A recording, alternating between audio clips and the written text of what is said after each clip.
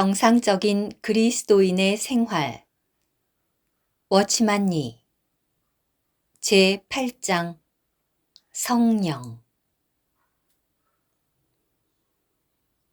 우리가 이미 말했듯이 하나님의 영원한 목적이 바로 우리 몸에서 그분이 우리를 다루시는 동기이자 이유이다. 우리가 로마서에서 말한 그리스도인의 체험의 각종 단계들을 보기 전에 다시 한번 주제를 떠나서 성령의 임재와 사역에 대해 말해보자.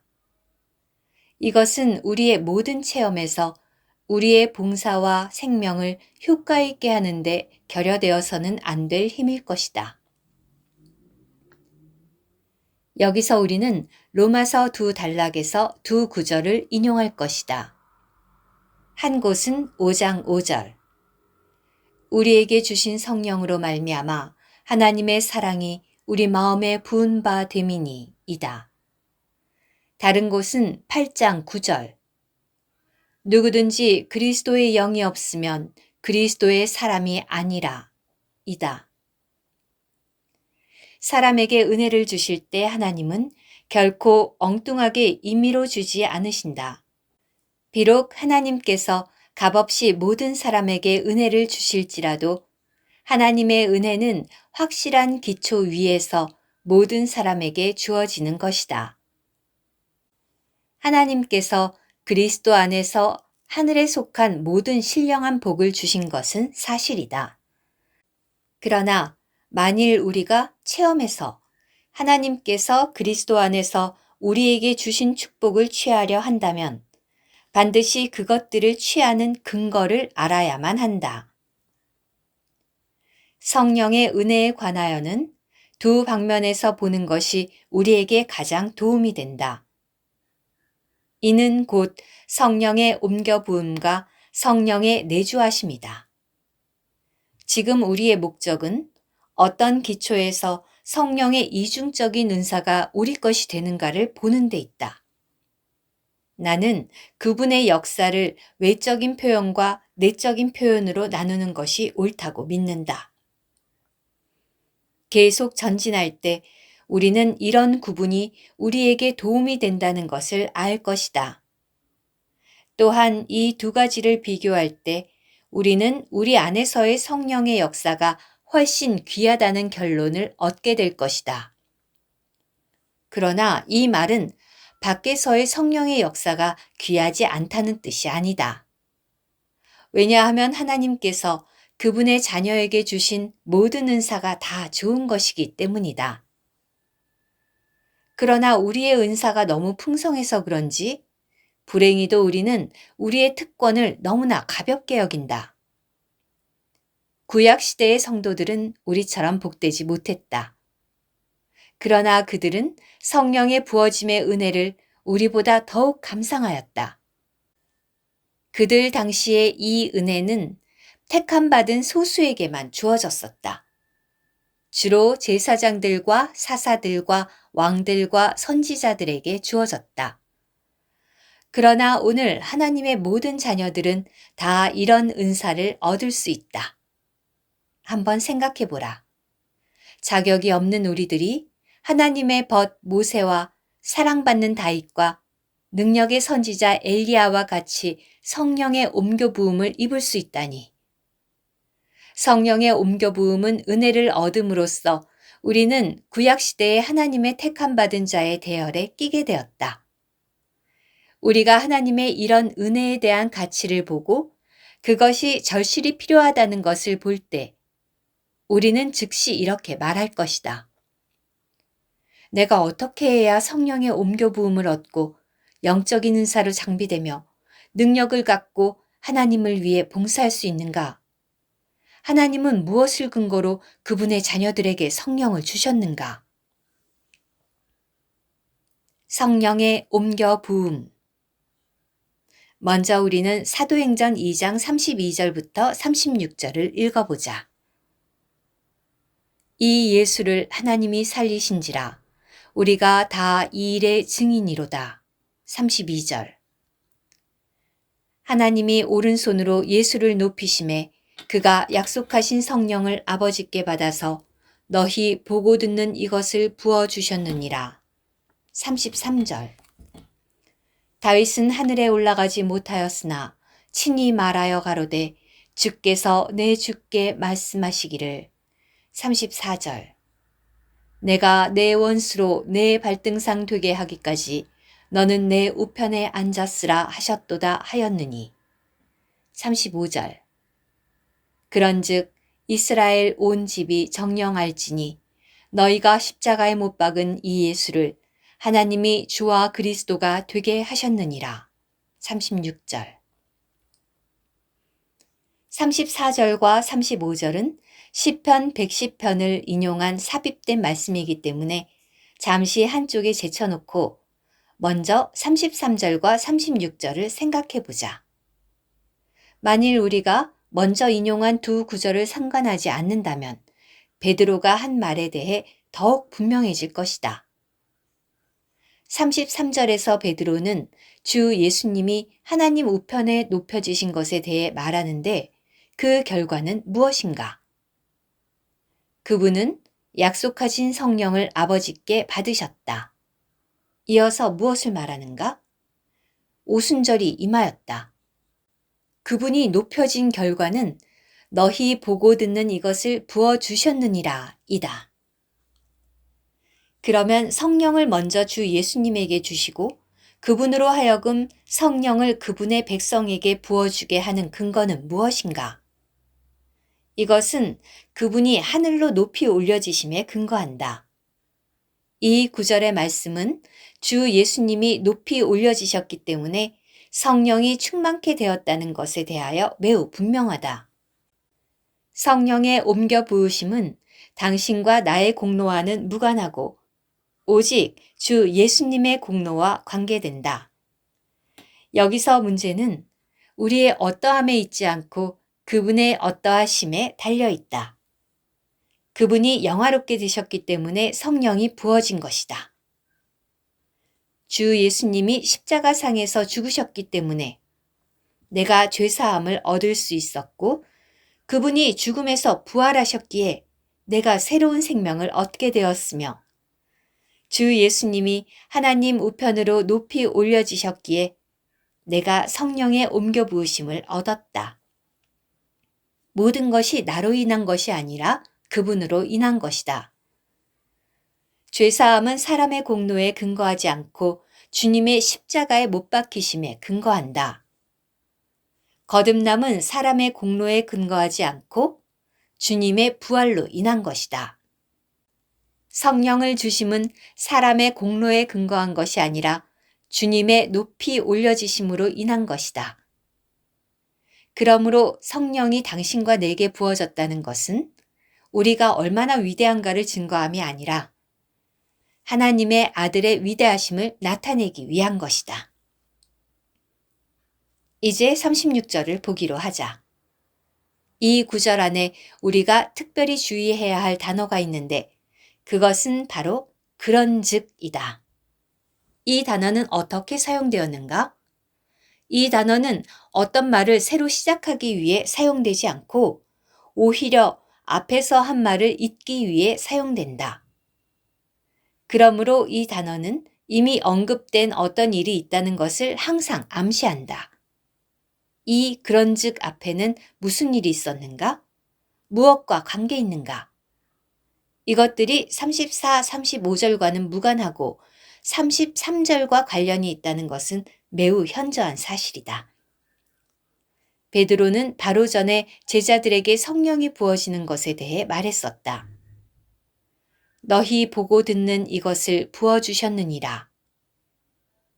또 그는 그런즉 이스라엘 온 집이 정령 알지니 너희가 십자가에 못 박은 이 예수를 하나님이 주와 그리스도가 되게 하셨느니라 고 말했다.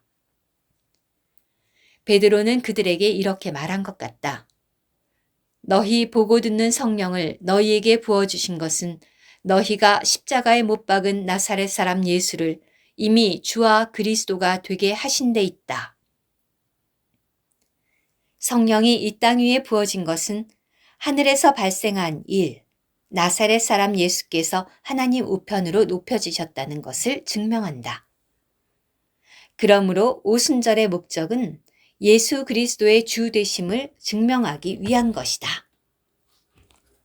요셉이라는 청년은 그 아버지 야곱이 가장 사랑하는 자였다. 야곱은 어느 날 요셉이 죽었다는 소식을 들었는데 그로 인해 수년 동안 마음이 아팠었다. 그러나 요셉은 무덤에 있지 않고 영광과 권세 있는 위치에 있었다. 야곱은 그 아들의 죽음 때문에 수년 동안 애통해했었는데 어느 날 갑자기 요셉이 아직 살아있고 애굽에서 높은 위치에 있다는 것을 누가 그에게 알려주었다. 처음에 야곱은 그 말을 믿지 않았다. 이 좋은 소식이 그에게는 사실 같지 않았다. 다른 사람이 야곱에게 요셉이 높여졌다고 한 말은 참이었다. 그는 어떻게 믿게 되었는가?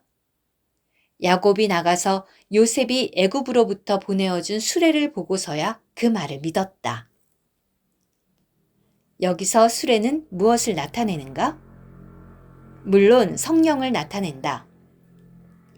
성령은 하나님의 아들이 영광 안으로 들어갔다는 증거로서 보내심을 받았을 뿐 아니라 더욱이 우리를 영광 안으로 이끌었다. 우리는 거의 2000년 전 행악자에 의해 십자가에 못 박히신 나사렛 사람 예수께서 죽으셨을 뿐만 아니라 더욱 지금 영광 안에와 아버지 우편에 계시다는 것을 어떻게 할 수 있는가? 우리는 그분이 만왕의 왕이시요 만주의 주이심을 어떻게 확실히 알 수 있는가? 우리가 아무 의심의 여지 없이 이것을 아는 것은 그분의 영이 이미 우리에게 부어졌기 때문이다. 할렐루야! 예수는 주이시다. 예수는 그리스도이시다. 나사렛 사람 예수는 주와 그리스도이시다. 주 예수님이 높이 올려지심은 성령이 강림하신 것의 근거이다. 주님께서 이미 영광을 얻으셨는데 당신은 아직 성령을 얻지 못했다면 이것은 가능한 일인가? 당신이 죄사함을 얻은 것은 무엇에 근거하는가? 당신의 기도가 간절하기 때문인가? 아니면 당신이 한두 번 성경을 열심히 읽었기 때문인가? 당신이 자주 집회에 참석하기 때문인가? 당신의 공로 때문인가? 아니다. 1000만 번 아니다. 그럼 당신은 무엇에 근거하여 죄사함을 받았는가? 피 흘림이 없은즉 사함이 없느니라. 히브리서 9장 22절. 사함의 유일한 근거는 바로 피 흘림이다. 보혈이 흘려졌으므로 당신의 죄는 이미 사해진 것이다. 우리가 성령의 부어주심과 제사함을 얻은 것은 원칙상 완전히 동일하다. 주님이 이미 못 박히셨기 때문에 우리의 죄가 사함을 받았고 주님이 이미 영광을 얻으셨기 때문에 성령이 우리에게 부어졌다. 하나님의 아들이 이미 그분의 피를 흘리셨는데 당신의 죄가 아직 사함받지 않을 수 있는가? 이것이 가능한가? 절대로 불가능하다. 하나님의 아들이 이미 영광을 얻으셨는데 당신이 아직 성령을 얻지 못할 수 있는가? 이것이 가능한가? 절대로 불가능하다. 어떤 사람은 이 모든 것에 동의하나 자신은 이런 체험을 가지고 있지 않다. 만일 내게 아무것도 없다면 어떻게 자만하며 내가 모든 것을 소유했다고 말할 수 있는가? 그럴 수 없다. 우리는 결코 객관적인 사실로 만족할 수 없다. 우리에게는 주관적인 체험도 필요하다.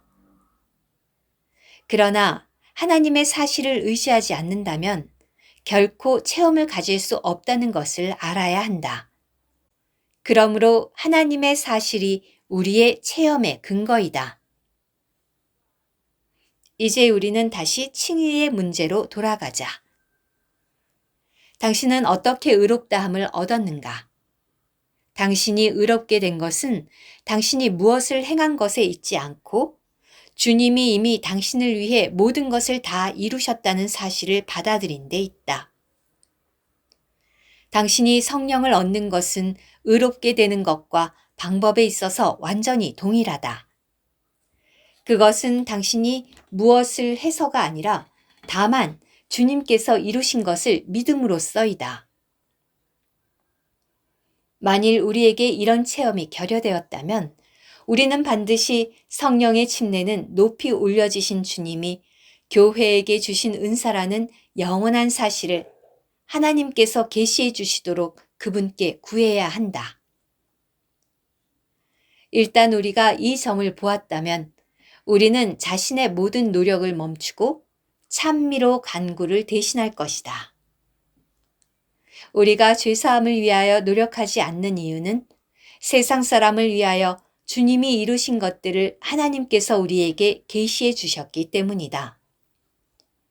같은 원칙으로 주님이 교회를 위하여 이루신 것을 보도록 하나님께서 우리에게 계시해 주신다면 우리는 성령의 침례를 얻기 위해 더 이상 스스로 노력하지 않을 것이다. 우리가 스스로 노력하고 일하는 이유는 우리가 그리스도의 일을 보지 못하였기 때문이다. 일단 우리가 그리스도의 역사를 보면 믿음이 우리 마음속에서 저절로 솟아날 것이다. 믿을 때 우리에게 체험이 뒤따르기 마련이다. 얼마 전에 복음을 매우 반대하다가 후에 구원을 얻은 한 청년이 있었다. 그가 구원받은 지 5주가 안 되었을 때 내게 일련의 메시지를 듣기 위해 상해해 왔었다. 마지막 날 내가 말한 것은 성령의 옮겨 부음이었다. 집으로 돌아가서 그는 간절히 기도하기를 주여, 내게 참으로 성령의 능력이 필요합니다. 당신이 이미 영화롭게 되셨는데 왜 지금 곧 당신의 성령을 부어주시지 않습니까? 라고 했다. 얼마 후 그는 주여, 완전히 내가 잘못했습니다. 라고 말한 후 자기의 기도를 정정했다. 주 예수여, 나와 당신은 생명을 같이 한 동반자입니다. 아버지께서는 이미 2가지, 곧 당신께서 영광을 얻으실 것과 내가 성령의 옮겨부음을 얻을 것을 약속하셨습니다. 당신이 이미 영광을 얻으셨으므로 만일 내가 아직 성령을 얻지 못했다면 이것은 상상할 수 없는 일입니다. 오 주여, 당신을 찬미합니다. 당신이 이미 영광을 얻으셨고 나도 성령을 이미 얻었습니다. 그날부터 그는 성령의 능력이 그의 몸에 있다는 것을 분명히 감지하였다. 비결도 역시 믿음이다. 우리의 죄를 사함받는 것과 성령을 얻는 것도 모두 믿음에 달렸다. 주 예수님이 십자가 위에 계신 것을 보았을 때 우리는 우리 죄가 사함받은 것을 알게 되고 주 예수님이 보좌 위에 계신다는 것을 보았을 때 우리는 성령이 우리에게 부어진 것을 알 수 있다. 우리가 성령을 얻는 근거는 우리의 기도나 금식이나 기다림이 아니라 그리스도의 높이 들리우심이다. 하나님의 은사는 몇몇 특별한 사랑을 받은 자들을 위한 것이 아니라 모든 사람에게 주어졌기 때문에 기다림을 강조하고 기다리는 집회를 사모하는 사람들은 우리를 잘못된 길로 이끌게 된다. 하나님께서 성령의 은사를 우리에게 주신 것은 우리의 어떠함에 근거하지 않고 그리스도의 어떠하심에 근거한다. 성령의 부어지심은 우리의 선함과 위대함을 증명하기 위한 것이 아니라 그분의 선하심과 위대하심을 증명하기 위한 것이다. 그리스도께서 이미 영광을 얻으셨기 때문에 우리가 하늘로부터 임하는 능력을 얻을 수 있는 것이다. 이것은 완전히 그분으로부터 나온 것이다. 구원받고자 하는 뜻을 표명한 한 불신자가 있다 하자. 당신이 그에게 구원의 길을 설명하고 그와 기도할 때 그가 주 예수여, 당신이 나를 위해 이미 죽으신 것을 믿습니다. 당신은 능히 내 모든 죄를 씻어내실 수 있습니다. 진실로 당신이 나를 용서하리라는 것을 확실히 믿습니다. 라고 기도했다 하자. 당신은 이런 사람이 구원받았다고 믿을 수 있는가? 그렇지 않다. 언제 그가 이미 거듭난 것을 확실히 믿을 수 있는가? 그가 주여, 당신이 장래 내 죄를 용서하실 것을 믿습니다. 라고 말할 때가 아니라 주여, 당신을 찬미합니다. 당신이 이미 내 죄를 사하셨고 나를 위해 죽으셨기 때문에 내 죄는 이미 깨끗이 씻어졌습니다. 라고 말할 때이다. 사람의 기도가 간구에서 찬미로 바뀔 때 비로소 그가 구원받았음을 믿을 수 있다. 이때 그는 더 이상 하나님께 자신을 용서해달라고 간구하지 않고 어린 양의 피가 이미 흘려졌기 때문에 하나님이 이미 그를 사하셨다는 것을 찬미할 것이다. 같은 원칙으로 당신은 성령을 얻기 위해 수년 동안 간구하고 기다렸지만 아직 성령의 능력을 얻지 못했을 수 있다. 그러나 당신이 하나님께 성령을 부어달라고 간구하는 것을 멈추고 도리어 믿는 마음으로 그분을 찬미하면서 주 예수님이 이미 영광을 얻으셨기 때문에 성령이 이미 부어졌다고 말한다면 당신의 모든 문제가 사라진 것을 발견할 것이다. 하나님을 찬미하자. 성령을 얻기 위해 애쓰거나 기다려야 할 필요가 있는 하나님의 자녀는 하나도 없다. 예수님은 장차 주가 되실 뿐이 아니라 이미 주와 그리스도가 되셨다. 이와 마찬가지로 나는 장래 성령 얻기를 바라는 것이 아니라 이미 성령을 얻은 것이다. 이것은 완전히 믿음의 문제이다. 또 믿음은 계시로부터 온다. 우리의 눈이 열려서 예수님이 이미 영광을 얻으신 고로 성령이 이미 부어졌다는 것을 보았을 때 우리의 마음속의 간구는 자연히 찬미로 바뀔 것이다. 하나님은 모든 신령한 복을 확실한 기초에 근거하여 우리에게 주신다. 하나님의 은혜는 값없이 우리에게 주어지지만 우리가 그것을 받아들일 때에는 우리 편에서 영접하기 위한 어떤 조건들이 이루어져야만 한다.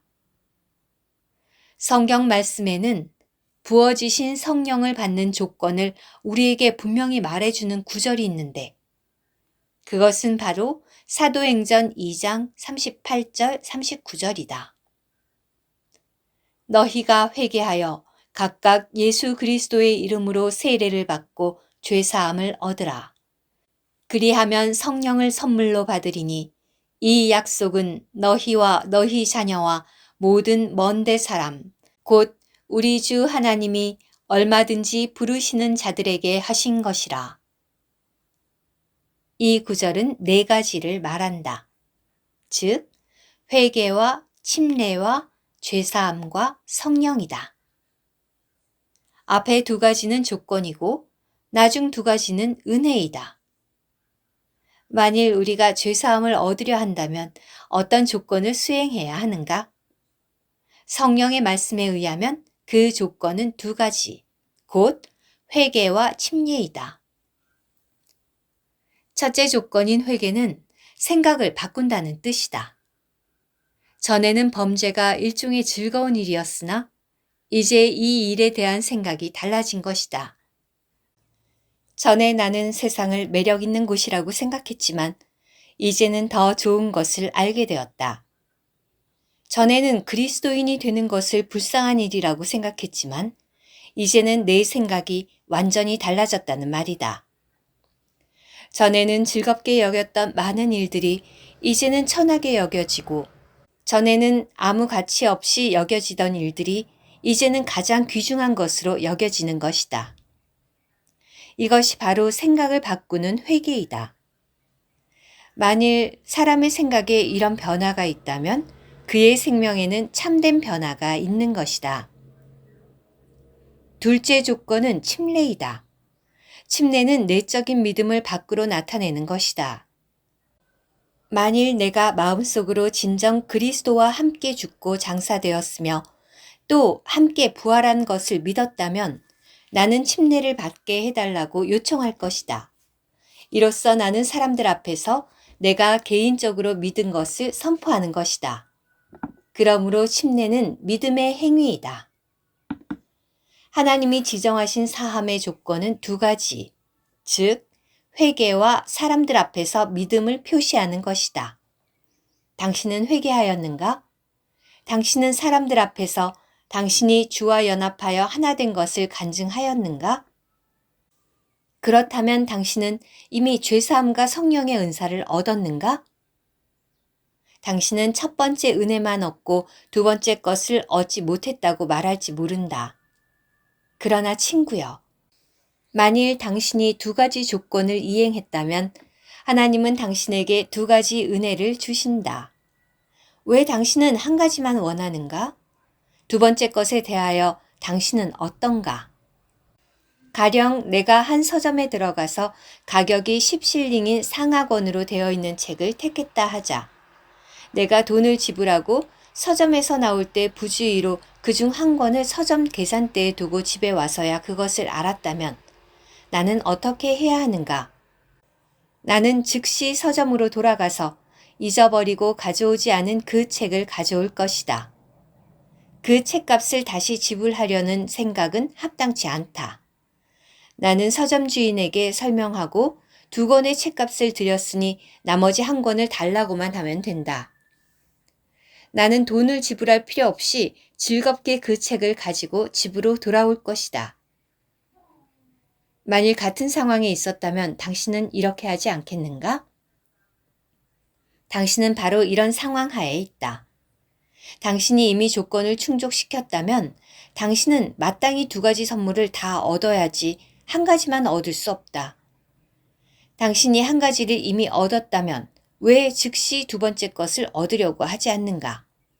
주님께 이렇게 말하라. 주여, 저는 당신께서 죄사함과 성령을 주시는 조건을 충족시키셨으나 내 어리석음 때문에 전자만 얻었을 뿐입니다. 이제 돌이켜서 당신께 나와 성령의 은사를 취합니다. 이것을 주심을 인하여 당신을 찬미합니다. 체험상의 차이. 혹 당신은 성령이 내 몸에 강림한 것을 어떻게 알 수 있느냐? 라고 물을 것이다.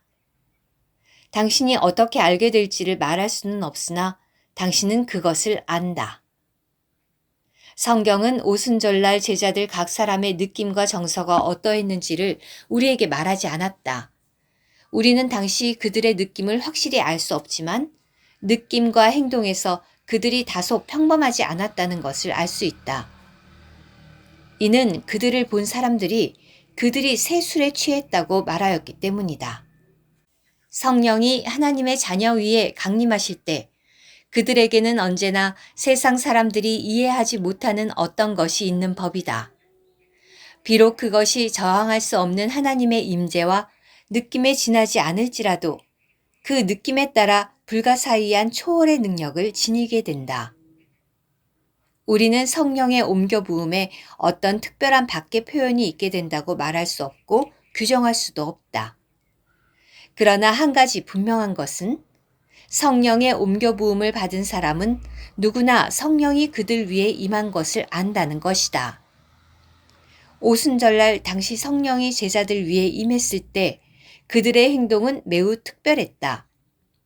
베드로는 하나님의 말씀을 인용하여 그들을 쳐다보는 사람들에게 설명하기를 이는 곧 선지자 요엘로 말씀하신 것이니 일러스되 하나님이 가라사대 말세에 내가 내 영으로 모든 육체에게 부어주리니 너희의 자녀들은 예언할 것이요 너희의 젊은이들은 환상을 보고 너희의 늙은이들은 꿈을 꾸리라 고 했다. 그럼 그날 베드로가 예언을 하였는가? 우리는 그날 베드로가 요엘이 말한 예언을 하였다고 단정할 수 없다. 그 120명이 예언을 하거나 이상을 보았는가? 성경은 우리에게 이것을 말하지 않는다. 그들이 이 꿈을 꾸었는가? 그들이 어떻게 꿈을 꿀 수 있는가? 그들은 생각이 매우 청명하지 않았는가? 베드로가 사실에 부합되지 않는 말씀을 인용했단 말인가? 대체 무슨 뜻인가?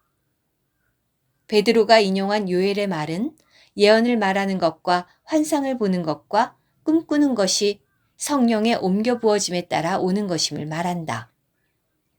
그러나 이런 증거들은 오순절 날에는 분명 보이지 않았었다. 다른 면에서 요엘은 성령의 옮겨 부음을 받을 때의 광경을 예언하면서 큰 바람 같은 소리가 들리니 또는 불 같은 혀가 나타나니 라고 말하지 않았다.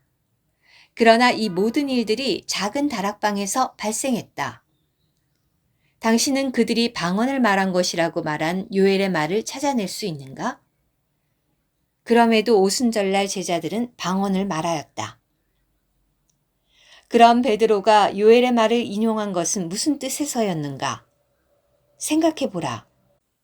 그가 하나님의 말씀을 인용한 것은 오순절 날의 체험이 바로 요엘이 말한 성령의 옮겨부음이라는 것을 증명하기 위해서였다.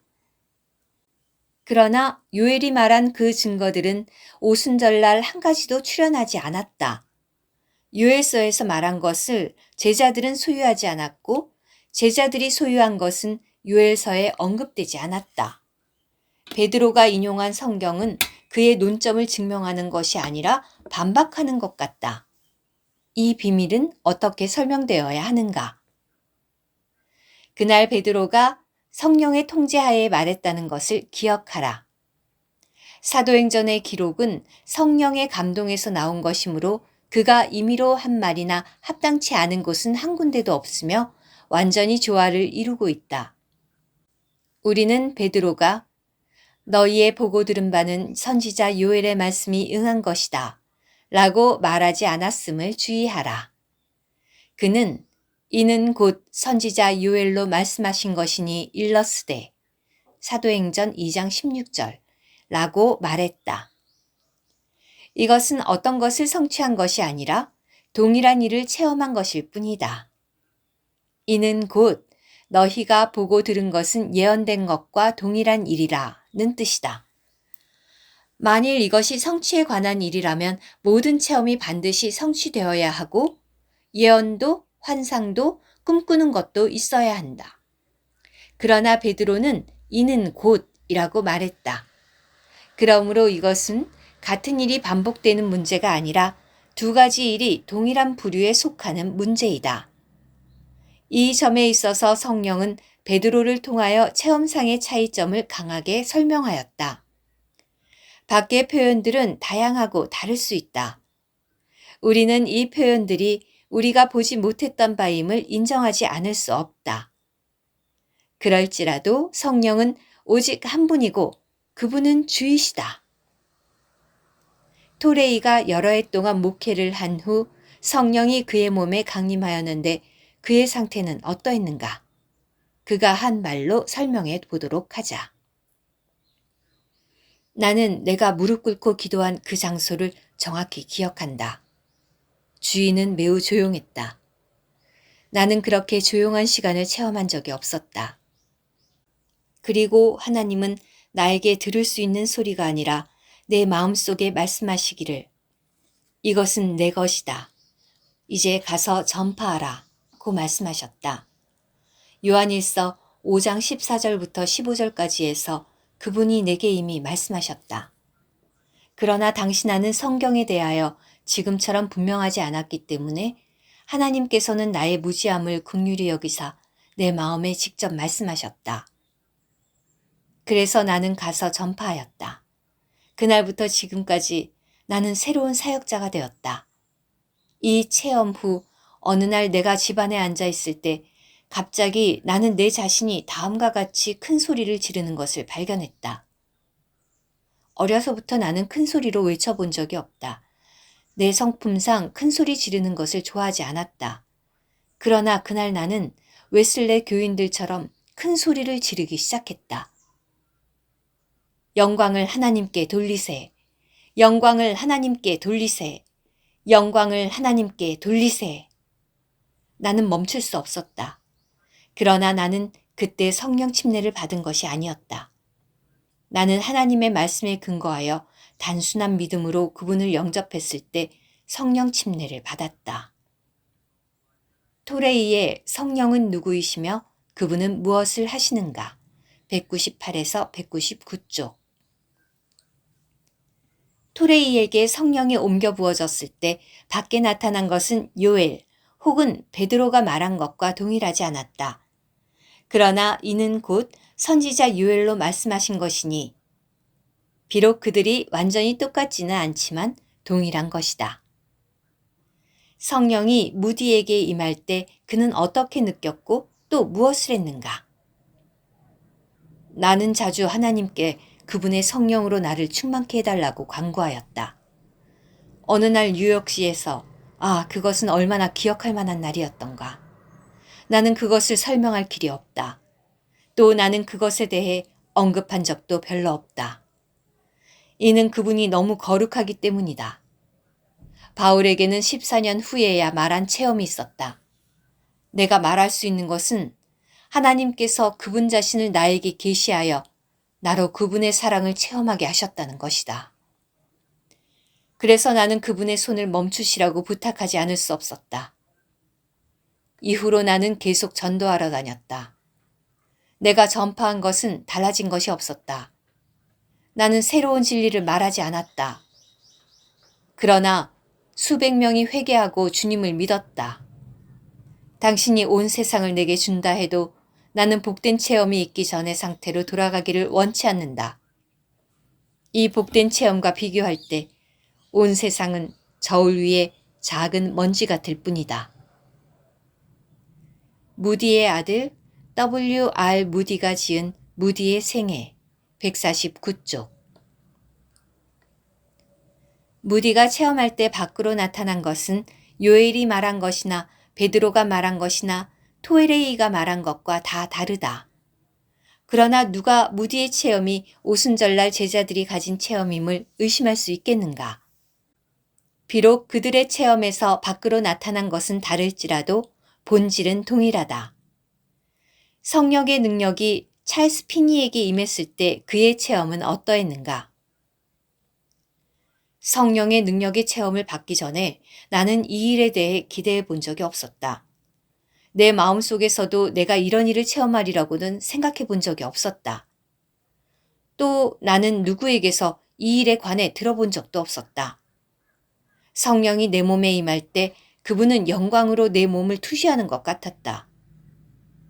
내 마음에 부어진 기묘한 사랑을 말로 표현할 길이 없다. 나는 기쁨과 사랑으로 인하여 큰 소리로 울었다. 피니의 자서전 제2장. 피니의 체험은 오순절의 복사판이 아니요 토레이가 체험한 것의 복사판도 아니다. 그리고 무디가 체험한 것의 복사판도 아니다. 그러나 그의 체험이 오순절의 체험인 것은 분명한 사실이다. 성령이 하나님의 자녀들에게 부어질 때 그들의 체험은 종종 크게 다르다. 어떤 이는 환상을 보고 어떤 이는 다른 사람을 주께로 인도할 때 새로운 해방을 얻고 어떤 이들은 하나님의 말씀을 전파할 때 큰 능력을 얻는다. 또 어떤 이들은 하늘의 기쁨과 넘치는 찬미로 충만해진다. 어떤 종류의 광경이든 그들이 체험한 것들은 바로 오순절의 체험인 것이다. 모든 새로운 체험이 다 그리스도의 높이 올리우심과 관련이 있기 때문에 하나님을 찬미하고 이것이 그것의 증거라고 말할 수 있다. 하나님은 그분의 자녀들을 완전히 동일하게 다루시지 않는다. 우리는 결코 우리의 편견과 선입관으로 우리 자신 혹은 다른 사람 위에 있는 성령의 역사에 대하여 철저히 차단된 방을 만들지 말아야 한다. 이 원칙은 성령 강림의 증거로서 방언과 같은 특별한 표현이 있어야 한다고 주장하는 사람들과 어떠한 표현이 있음을 전혀 부인하는 사람들 모두에게 동일하게 적용되어야 한다. 우리는 하나님께서 그분의 뜻대로 자유로이 행하시고 그분의 역사 안에서 그분의 기뻐하심을 따라 증거를 주시도록 우리 자신을 양보해 드려야만 한다. 그분은 주이시다. 우리에게는 그분을 대신하여 무엇을 결정할 권한이 없다. 예수께서 이미 보좌 위에서 기뻐하시고 즐거워하시며 또한 영광을 얻으셨기 때문에 성령이 이미 우리에게 부어졌음을 인해 그분을 찬미하자. 우리가 단순한 마음으로 이 거룩한 사실을 받아들일 때 우리는 우리의 체험 가운데서 이는 곧 그것임을 알고 담대히 선포하게 될 것이다.